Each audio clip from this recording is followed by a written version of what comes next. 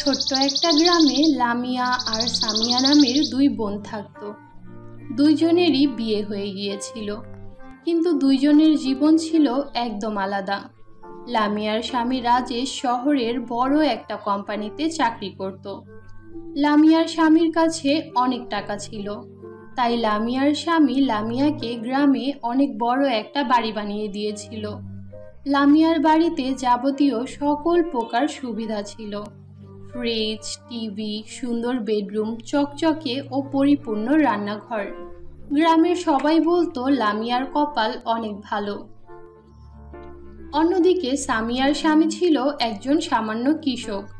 সামিয়া একটা মাটির ঘরে থাকতো। তার বাড়িতে নাই বিদ্যুৎ ছিল, নাই টিভি ছিল, আর নাই ফ্রিজ ছিল। তারা ঠিকমতো দুই বেলা খাবারও খেতে পারত না। এই সব নিয়ে সামিয়া সব সময় লামিয়াকে হিংসা করত। গোপাল, আমি তো বুঝতেই পারি না তুমি এত অকর্ম কিভাবে হলে। সারা দিন খেতে কাজ করে বেড়াও, তাও ঘরে 2টা টাকা আনতে পারো না। একদিন আমি তোমার এই মাটির ঘরকে লাথি মেরে দূরে কোথাও চলে যাব। সামিয়া, আমি প্রতিদিন অনেক পরিশ্রম করি, কিন্তু আমার ক্ষেতে তেমন ভালো ফসল হচ্ছে না, যার কারণে আমি খুব বেশি ফসল বিক্রিও করতে পারছি না। তাই এখন একটু টানাটানি চলছে। তুমি সারাক্ষণ আমার উপর এইভাবে চিল্লাচিল্লি কেন করো? আমিও তো একটা মানুষ, আমারও তো খারাপ লাগে। তুই মানুষ না, তুই একটা অকর্মার ঠেকি। ওইদিকে দেখ, আমার বোন লামিয়া, ওর স্বামী শহরের বড় কোম্পানিতে চাকরি করে। ও কত ভালো আছে, আমিও ওর মতো জীবন চাই। ওর ঘরে গিয়ে একবার দেখে আয়। বড় বড় পর্দা, ঘর সাজানোর হরেক রকম জিনিস, আর বিশাল এক বেডরুম। ওর পছন্দ মতো যেখানে ইচ্ছা সেখানে ঘুমাতে পারে। আর আমি কোথায় থাকি? এই মাটির ঘরে, যেখানে কিনা রাতে বৃষ্টি হলে পুরো বিছানা ভিজে যায়। সামিয়ার এমন তিতা কথা শুনে গোপাল একদম চুপ হয়ে যায়। সে সামিয়ার এমন অসম্মানজনক কথা সহ্য করতে পারে না। সন্ধ্যাবেলায় লামিয়া কিছু খাবার নিয়ে সামিয়ার বাড়িতে আসে। বন্ধুরা, তোমরা তোমাদের নাম কমেন্ট বক্সে কমেন্ট করে জানাও, কারণ তোমাদের নাম দিয়েই তৈরি হবে আমাদের পরবর্তী কার্টুন ভিডিও। সামিয়া, আজকে আমি আমার বাড়িতে গরুর গোশত রান্না করেছিলাম। ভাবলাম তোদেরকে রেখে একা একা কিভাবে খাই, তাই তোদের জন্যও নিয়ে আসলাম। তুই তো গরুর গোশত অনেক পছন্দ করিস, তাই না? আচ্ছা, তুই কি আমাদের ফকিন্নি মনে করিস? তোর কাছে কি মনে হয় আমরা না খেয়ে থাকি সব সময়, তাই যখন তখন আমাদের জন্য খাবার নিয়ে আসিস? আমাদের উপর দয়া করিস? তোর দয়ার আমার কোনো প্রয়োজন নেই। তুই তোর গরুর গোশত নিয়ে আমার ঘর থেকে বের হয়ে যা। সামিয়া বোন আমার, তুই আমার উপর সব সময় এত রেগে থাকিস কেন? আমি তোর উপর দয়া করে না, তোকে ভালোবেসে এই খাবারটুকু নিয়ে এসেছি।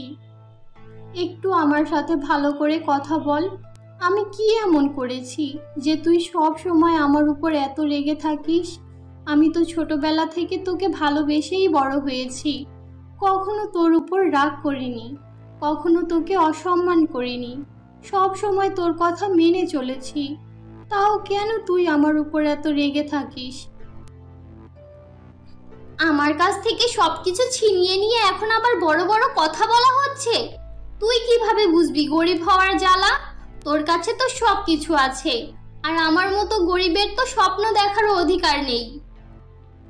সামিয়া লামিয়ার এমন কথা শুনে একদম চুপ হয়ে যায়। কিছুক্ষণ পর সে শুধু একটা কথাই বলে, সামিয়া বোন আমার, আমি তোকে অনেক ভালোবাসি। আমি চাই তুইও তোর জীবনে সব কিছু পা। আমি চাই তুইও ওইরকম অনেক টাকা পয়সার মালিক হ, আর তারপর বুঝতে পার আসল ভালোবাসা কাকে বলে, আসল সুখ কাকে বলে। এই কথা বলে লামিয়া সেখান থেকে চলে যায়। রাতের বেলা সামিয়া খোলা আকাশের নিচে শুয়ে শুয়ে কান্না করতে থাকে। তার মনের ভেতর থেকে কেবলমাত্র একটা আওয়াজই বের হচ্ছিল, আমার টাকা চাই, টাকা চাই, আমার টাকা চাই, অনেক অনেক টাকা চাই। এইভাবেই একদিন রাতে সামিয়ার বাড়িতে বিদ্যুৎ ছিল না। তখন হঠাৎ করেই বৃষ্টি নামতে শুরু করে। গোপাল ঘরের বিছানার উপর বালতি রেখে দেয়। এইসব দেখে সামিয়া প্রচণ্ড রেগে যায়, আর সে ওই বৃষ্টির মধ্যেই ঘর থেকে বাইরে বেরিয়ে যায়। সে হাঁটতে হাঁটতে একটা নদীর কিনারায় যায়, আর সেখানে গিয়ে দেখে নদীর কিনারায় ছোট্ট একটা নৌকা বাঁধা আছে। হায় খোদা, আমার সারাটা জীবন কি এইভাবেই যাবে? আমি কি কখনোই আমার বোনের মতো সুখী হতে পারবো না? আমি কি সারা জীবন ওর সুখ দেখে আফসোস করেই মরবো? আমি কি কখনোই নিজের জন্য একটা বড় বেডরুম বানাতে পারবো না? আমি কি কখনোই দামি দামি জামা কাপড় পরতে পারবো না? আমি কি কখনোই এমন একটা ঘর বানাতে পারবো না যেখানে যাবতীয় সকল প্রকার সুবিধা থাকবে, ঘর সাজানোর হরেক রকম জিনিস থাকবে? অনেক জোরে বৃষ্টিপাত হচ্ছিল, আকাশে বিদ্যুৎ চমকাচ্ছিল।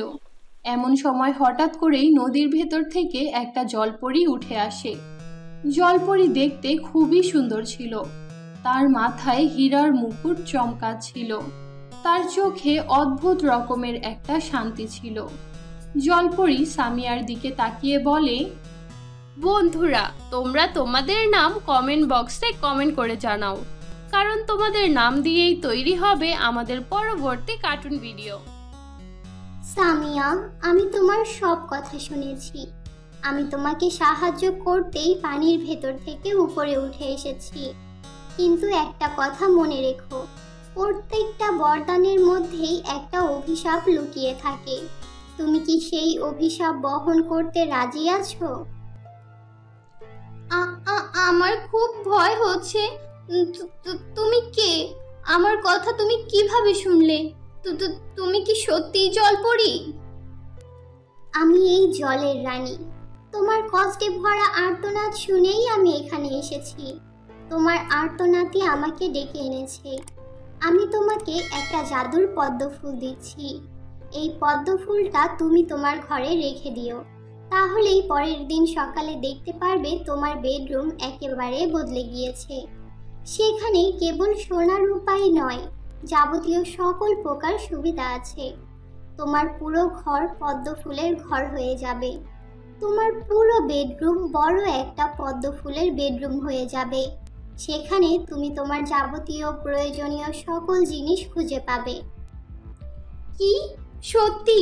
যাই হয়ে যাক, আমি অনেক টাকা চাই। আমি লামিয়ার চেয়েও ধনী হতে চাই। লামিয়ার কাছে যা যা আছে আমি সেই সব কিছু পেতে চাই। লামিয়ার কাছে যা নেই আমি তাও চাই। পাবে। তবে মনে রেখো সামিয়া, টাকা পয়সাই কিন্তু জীবনের সব কিছু না। তুমি যদি এই বরদানের ভুল ব্যবহার করো, তাহলে তোমার জীবনের সব সুখ দুঃখে পরিণত হবে। এই কথাটা মনে রেখো। এই কথা বলে জলপরী সামিয়ার উপর একটা আলো ছুঁড়ে মারে।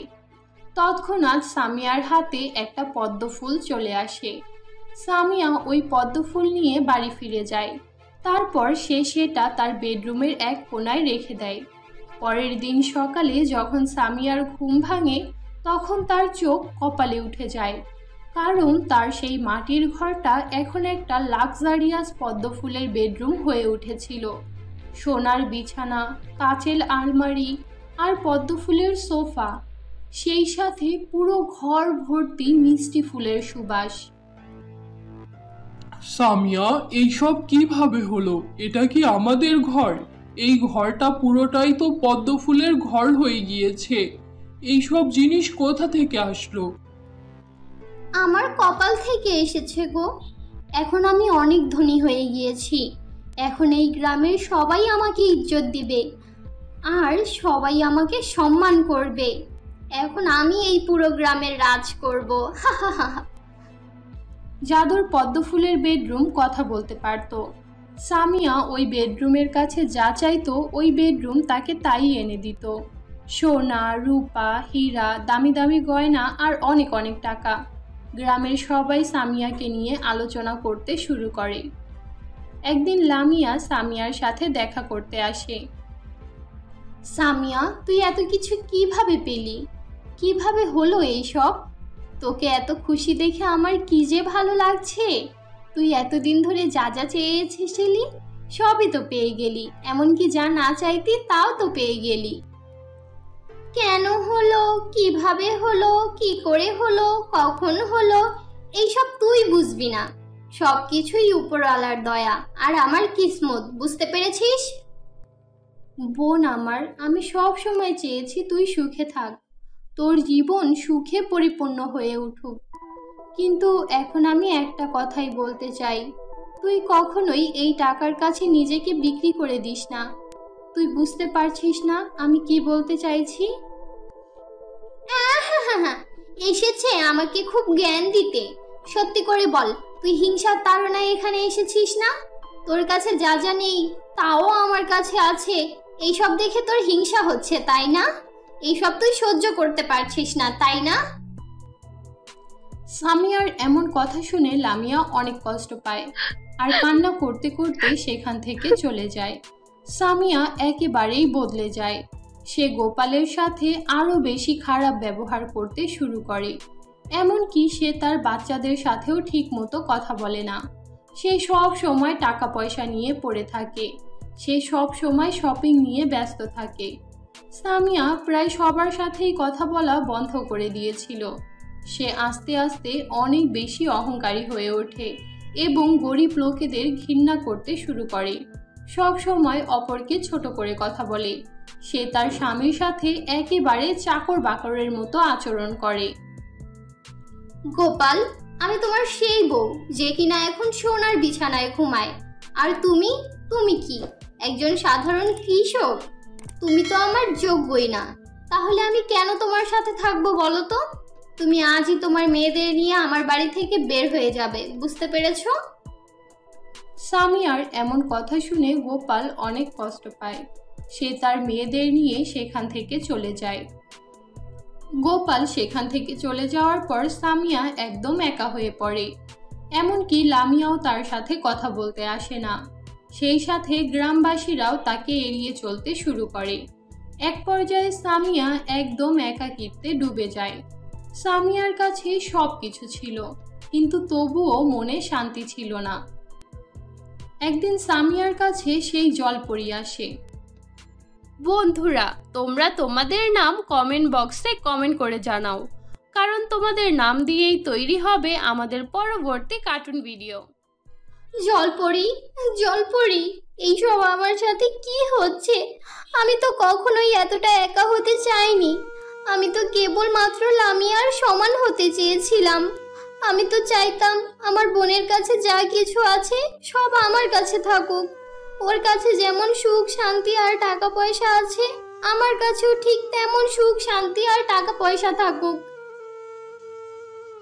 তোমার সুখ শান্তি তো তোমার বাচ্চাদের মাঝে ছিল সামিয়া, তোমার স্বামীর মাঝে ছিল। এখন তোমার কাছে অনেক টাকা আছে, কিন্তু তোমার মনে কি কোনো প্রকার শান্তি আছে? আগে তোমার স্বামী আর বাচ্চারা তোমার সাথে খাবার খাওয়ার জন্য অপেক্ষা করত, তোমার সাথে তাদের জীবন উপভোগ করতে চাইতো, তোমার সুখ দুঃখের সঙ্গী হতে চাইতো। এখন তো তোমার কাছে অনেক টাকা আছে, কিন্তু তোমার কাছে কি প্রকৃত সঙ্গী আছে? না জলপরি, না। আমি বুঝতে পেরেছি এই পৃথিবীতে টাকাই সব কিছু না। অন্যকে নিয়ে হিংসা করার চেয়ে আমাদের কাছে যা কিছু আছে তা নিয়ে সুখে থাকাই ভালো। তুমি সব কিছু পেয়েছো, কিন্তু সুখ শান্তি আর ভালোবাসা হারিয়েছো। এখন তো তোমাকে এগুলোর মূল্য দিতেই হবে। এখন তোমাকে সারা জীবন এইভাবে একাই থাকতে হবে। তুমি এখন তোমার এই পদ্ম ফুলের বিছানায় একা ঘুমাবে, এই পদ্ম ফুলের বাড়িতে একা থাকবে। না না জলপরি, আমি এমন জীবন চাই না। আমি আমার ভুল বুঝতে পেরেছি। আমাকে আমার ভুল শুধরানোর একটা সুযোগ তো দেওয়া উচিত। সামিয়া জোরে জোরে কান্না করতে থাকে আর সে জলপরির সামনে হাত জোর করে বসে পড়ে, অনেক মিনতি করতে থাকে। এমন সময় জলপরি সেখান থেকে গায়েব হয়ে যায় আর একটা তীব্র আলো প্রকট হয়। তৎক্ষণাৎ সেখানকার সব কিছু গায়েব হয়ে যায় আর সামিয়া আবার তার মাটির ঘরে নিজেকে খুঁজে পায়। সামিয়ার সোনা রূপা হীরা আর সেই পদ্ম ফুলের বেডরুম হাওয়ায় মিলিয়ে যায়। তখনই সেখানে লামিয়া, গোপাল আর তার বাচ্চারা চলে আসে। সামিয়া লামিয়াকে জড়িয়ে ধরে। সামিয়া, তুই আমার বোন, তোকে আমি কখনোই ধনী গরিব এইসব ভাবিনি। আমি সব সময় তোর পাশে ছিলাম আর তোর পাশেই আছি, আর সারা জীবন তোর পাশেই থাকতে চাই। লামিয়া, আমি অহংকারে অন্ধ হয়ে গিয়েছিলাম, তুই আমাকে মাফ করে দে বোন। এখন আমি বুঝতে পারছি পৃথিবীতে টাকা পয়সাই সব কিছু না। একটা ভালো স্বামী, একটা শান্তির সংসার আর একটা মাটির ঘরেও জীবন কাটিয়ে দেওয়া যায়। এগুলোই পৃথিবীর সবচেয়ে মূল্যবান জিনিস। সামিয়া তার স্বামী আর বাচ্চাদের কাছে মাপ চায়। এখন তার কাছে টাকা পয়সা নেই, কিন্তু তবুও সে অনেক খুশি, কারণ এখন সে টাকা পয়সা চায় না, বরং সুখ আর শান্তি চায়। সামিয়ার স্বামী আর বাচ্চারাও তাকে ক্ষমা করে দেয়। সামিয়া তার স্বামী আর বাচ্চাদের পেয়ে অনেক খুশি হয়ে যায়, কিন্তু তখনই তার চোখ যায় ঘরের কিনারায়, যেখানে সোনা দানায় পরিপূর্ণ একটা বাক্স রাখা ছিল, আর তার ঠিক পাশেই একটা চিঠি ছিল। সামিয়া, আমি এটা ভেবে খুশি যে তুমি তোমার ভুল বুঝতে পেরেছো। তাই আমি আমার তরফ থেকে তোমার জন্য এই ছোট্ট উপহারটা রেখে গেলাম। এটা দিয়ে তুমি তোমার মন মতো একটা সুন্দর বাড়ি বানিয়ে নাও, তোমার স্বামীকে ভালো একটা ব্যবসা ধরিয়ে দাও, আর তোমার সুখের সংসার নিয়ে সুখেই থাকো।